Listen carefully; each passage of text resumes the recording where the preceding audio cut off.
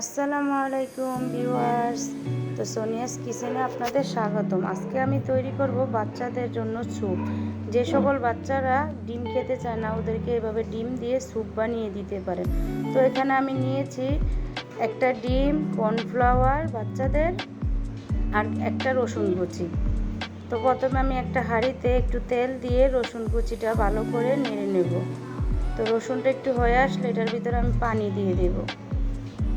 পানিটা বলক আসলে এর ভিতরে আমি লবণ আর কর্নফ্লাওয়ারটা গুলিয়ে ওই ফুটন্ত গরম পানিতে দিব আর চামচ দিয়ে নাড়ব।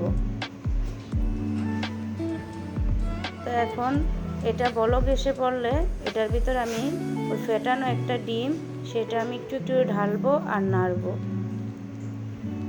দেখেন খুব সুন্দর হয়েছে দেখতে। তো যে সকল বাচ্চারা ডিম খেতে চায় না তাদেরকে খুব সহজেই ডিম দিয়ে এরকম স্যুপ তৈরি করে বাসায় দিতে পারেন আপনারা।